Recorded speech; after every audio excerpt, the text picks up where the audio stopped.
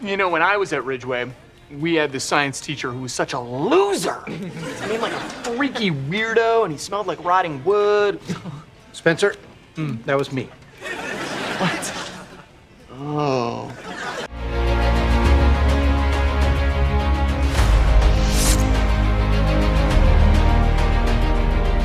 Imagine it's 2007. YouTube is barely 2 years old, and the idea of internet fame is reserved for accidental viral videos or low-quality home movies. In this context, a show was born that didn't just entertain a generation, it literally trained us for the future. Before the word influencer existed, before TikTok, and before brands paid millions for a social media shout-out, there was iCarly. This series normalized the idea of web celebrity long before it was an economic reality. But the glossy finish of this success hid a much darker reality behind the scenes. The story of iCarly is one of extreme dualities: laugh tracks layered over real trauma, record-breaking ratings versus systemic workplace toxicity, and a golden childhood versus a painful transition to adulthood. Today, we are performing an autopsy on Dan Schneider's empire. We'll discover how a sitcom predicted the creator economy, what really happened during the cast's fracture, and why the price of laughter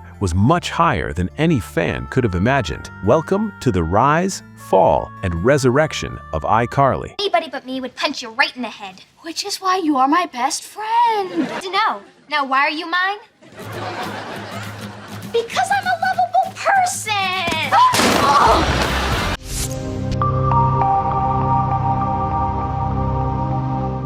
To understand iCarly, we first have to understand the battlefield of kids' TV in the mid-2000s. Nickelodeon was in an all-out war with Disney Channel for demographic dominance. While Disney bet on musical stars like Hannah Montana, Nickelodeon relied on one man to counterattack: Dan Schneider. Schneider had built a production machine known as Schneider's Bakery, based on absurd humor, bright colors, and a frantic pace that resonated deeply with preteens. After the success of Drake and Josh, Schneider wanted a star vehicle for Miranda Cosgrove. Originally, the show was going to be called Starstruck, about a girl who wins a role in her favorite show. But Schneider and his partner, Steve Milaro, had an epiphany. The real fantasy for kids wasn't being chosen by a studio, it was controlling their own media destiny. The internet was the new frontier. After some domain name issues with titles like iSam or iJosie, iCarly was finally born. It was the start of a 20-year sociological experiment on growing up in front of a camera. You forgot Gibby. Oh yeah. Gibby!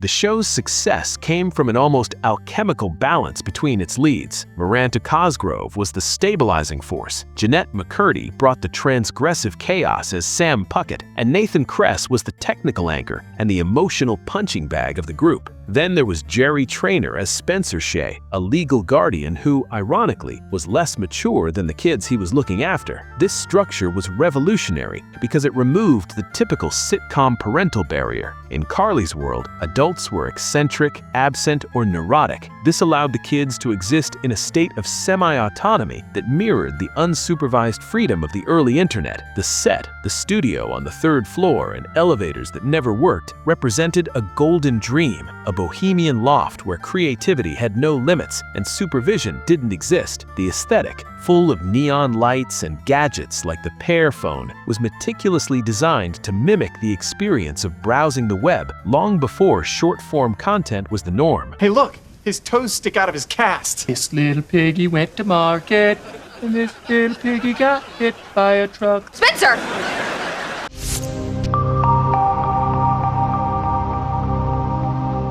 When iCarly premiered in September 2007, it formalized a path that thousands try to follow today. Cultural analysts argue that the show didn't just predict YouTube, it predicted platforms like Vine and TikTok. Segments like random dancing and short, absurd sketches anticipated the frantic, context-free humor of Gen Z. Furthermore, the show blurred the line between fiction and reality by soliciting user-generated content to feature on screen. This loop of idealization was innovative for 2007. Kids weren't just watching, they were auditioning to be part of that universe. By 2010, the episode I Saved Your Life drew 11 million viewers, a historic record for Nickelodeon that rivaled the ratings of American Idol. The reach was so vast, it attracted A-list stars, from First Lady Michelle Obama validating the show as a safe cultural institution, to One Direction making their US acting debut. iCarly was a global launchpad, but while the brand grew, the cracks behind the scenes were deepening dangerously.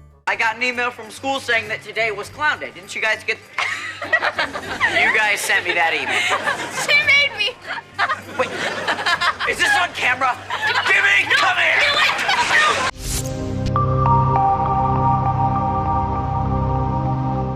In 2022, the silence broke. Jennette McCurdy's explosive memoir, I'm Glad My Mom Died, revealed what had been forum rumors for years. In her book, McCurdy describes a central figure simply called the Creator, referring to Dan Schneider. The allegations are devastating. McCurdy recounts pressures to drink alcohol while underage, unsolicited massages, and bikini fittings that made her feel deeply sexualized. The set was a place of extreme emotional volatility, where Schneider could reduce adults to tears with his insults, creating a culture of absolute fear. Later analyses have highlighted disturbing foot content and double entendres in the scripts, something that is viewed today in a much more critical light. Perhaps most damning is McCurdy's claim that Nickelodeon offered her $300,000 as a thank you gift in exchange for signing a non-disclosure agreement about her experiences with Schneider. Jennette rejected the money, choosing her voice over financial security in a historic act of bravery for child actors. Dude, if I didn't have a little crush on you, you'd be falling for my baseball bat to your face bit.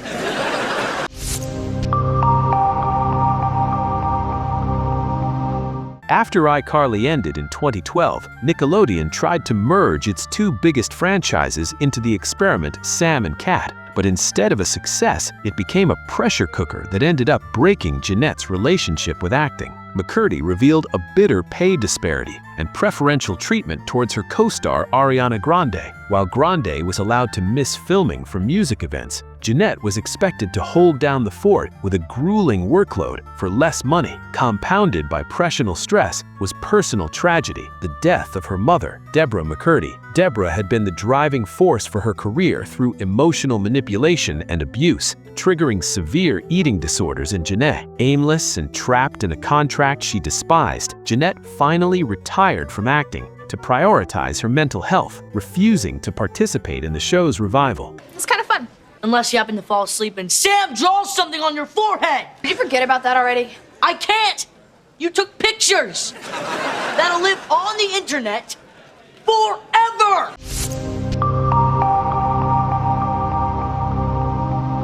Despite the shadows, the franchise showed an amazing resilience. The 2021 relaunch on Paramount Plus tackled adult themes for the kids who grew up with the show, respecting Jennette McCurdy's absence in an exemplary way. Although the series was abruptly canceled, leaving a huge question mark about Carly's mother, the story won't end there. Thanks to Miranda Cosgrove's campaign as a producer, a closing movie has been confirmed for 2026. Expected to land on streaming, this production will likely solve the mystery of Mrs. Shea and finally give us the Carly and Freddie wedding we've been waiting for. On my leg! What's going on there? I'm teaching Sam to be more girly. Ah, good work.